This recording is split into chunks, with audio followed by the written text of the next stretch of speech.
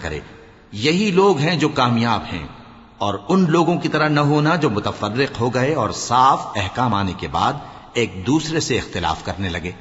یہ وہ لوگ ہیں جن کو قیامت کے دن بڑا عذاب ہوگا، جس دن بہت سے منہ سفید ہوں گے اور بہت سے سیاہ۔ تو جن لوگوں کے منہ سیاہ ہوں گے ان سے اللہ فرمائے گا، کیا تم ایمان لا کر کافر ہو گئے تھے؟ سو اب اس کفر کے بدلے عذاب کے مزے چکھو۔ اور جن لوگوں کے منہ سفید ہوں گے وہ اللہ کی رحمت کے باغوں میں ہوں گے اور ان میں ہمیشہ رہیں۔ یہ اللہ کی آیتیں ہیں جو ہم تم کو ٹھیک ٹھیک پڑھ کر سناتے ہیں، اور اللہ اہل عالم پر ظلم نہیں کرنا چاہتا۔ اور جو کچھ آسمانوں میں اور جو کچھ زمین میں ہے سب اللہ ہی کا ہے، اور سب کاموں کا انجام اللہ ہی کی طرف ہے۔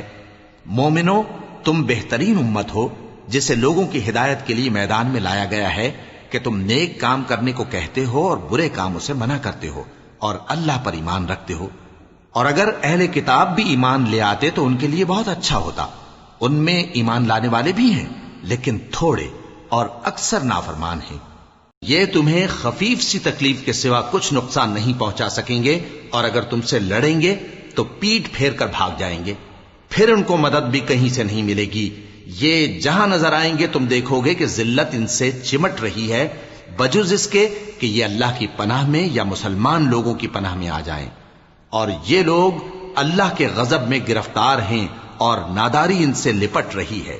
یہ اس لیے کہ اللہ کی آیتوں سے انکار کرتے تھے اور اس کے پیغمبروں کو ناحق قتل کر دیتے تھے۔ یہ اس لیے کہ یہ نافرمانی کیے جاتے اور حد سے بڑھے جاتے تھے۔ یہ بھی سب ایک جیسے نہیں ہیں۔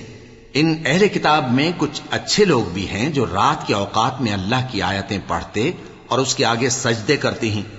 وہ اللہ پر اور روز آخر پر ایمان رکھتے اور اچھے کام کرنے کو کہتے اور بری باتوں سے منع کرتے اور نیکیوں پر لپکتے ہیں، اور یہی لوگ نیکوکار ہیں۔ اور یہ جس طرح کی نیکی کریں گے اس کی ناقدری نہیں کی جائے گی، اور اللہ پرہیزگاروں کو خوب جانتا ہے۔ جو لوگ کافر ہیں ان کے مال اور اولاد اللہ کے مقابلے میں ان کے ہرگز کام نہ آئیں گے، اور یہ لوگ اہل دوزخ ہیں کہ ہمیشہ اسی میں رہیں گے۔ یہ لوگ جو مال دنیا کی زندگی میں خرچ کرتے ہیں اس کی مثال آندھی کی سی ہے جس میں سخت سردی ہو، اور وہ ایسے لوگوں کی کھیتی پر جو اپنے آپ پر ظلم کرتے تھے چلے اور اسے تباہ کر دے۔ اور اللہ نے ان پر کچھ ظلم نہیں کیا بلکہ یہ خود اپنے اوپر ظلم کر رہے ہیں۔ مومنو، کسی غیر مذہب کے آدمی کو اپنا رازدار نہ بنانا۔ یہ لوگ تمہاری خرابی میں کسی طرح کی کوتاہی نہیں کرتے اور چاہتے ہیں کہ جس طرح ہو تمہیں تکلیف پہنچے۔ ان کی زبانوں سے تو دشمنی ظاہر ہو ہی چکی ہے، اور جو کینے ان کے سینوں میں مخفی ہیں وہ کہیں زیادہ ہیں۔ اگر تم عقل رکھتے ہو تو ہم نے تم کو اپنی آیتیں کھول کھول کر سنا دی ہیں۔ دیکھو، تم ایسے صاف دل لوگ ہو کہ ان لوگوں سے دوستی رکھتے ہو، حالانکہ یہ تم سے دوستی نہیں رکھتے، اور تم سب کتابوں پر ایمان رکھتے ہو اور یہ تمہاری کتاب کو نہیں مانتے۔ اور جب تم سے ملتے ہیں تو کہتے ہیں ہم ایمان لے آئے ہیں، اور جب تنہا ہوتے ہیں تو تم پر غصے کے سبب انگلیاں کاٹ کاٹ کھاتی ہیں۔